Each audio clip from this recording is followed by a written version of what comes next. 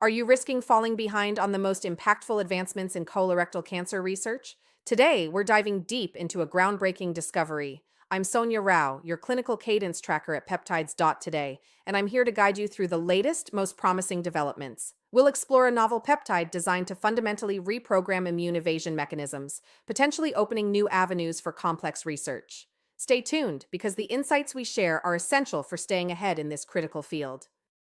Colorectal cancer research confronts significant challenges, driving intense investigation into new solutions.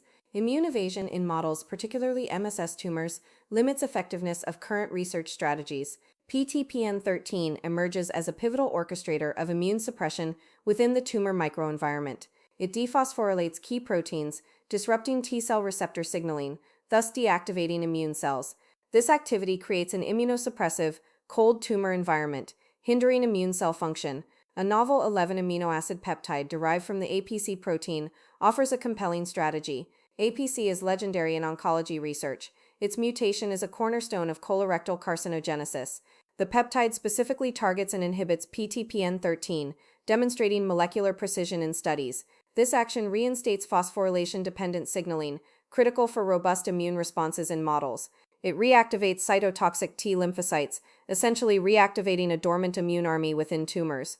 In vivo models showed enhanced efficacy with immune checkpoint blockade when combined with this peptide. This synergistic potential could transform non-responsive experimental models into reactive ones for research.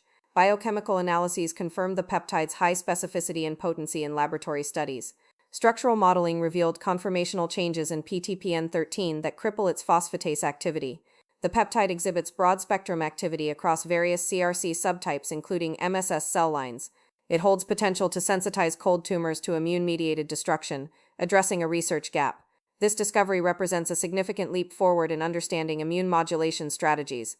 Fascinating insights into the intricate mechanisms, wouldn't you agree? This peptide's ability to reprogram the tumor microenvironment is a game changer for future research directions. Now, if you want to stay consistently informed about specialized news and deep analysis like this, make sure to follow me, Sonia Rao, and peptides.today. We are your go-to source for tracking the peptide pipeline. Up next, let's shift our focus to the crucial journey from preclinical discovery to advanced research phases, assessing the regulatory hurdles and realistic timelines for this remarkable peptide. Compared to traditional approaches and existing checkpoint inhibitors in CRC research, checkpoint inhibitor efficacy in microsatellite stable MSS CRC models remains limited in studies. The peptide converts an immunosuppressive TME, allowing existing research strategies to function. It is a compelling candidate for combination studies, optimizing research strategies and outcomes. The next critical hurdle involves navigating the regulatory pathway towards translational research applications. The peptide is currently in the preclinical stage, supported by robust in vitro and in vivo data. Transition to advanced studies requires submitting an investigational new drug IND application for review. IND dossiers demand detailed manufacturing, pharmacokinetics, pharmacodynamics, and toxicology studies rigorously.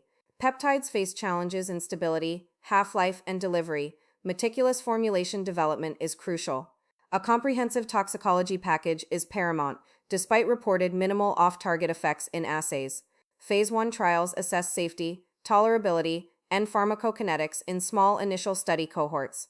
This initial phase alone can take 12–18 months, exploring monotherapy and combination regimens. Phase 2 trials then investigate efficacy in larger study groups, spanning approximately 2–3 years.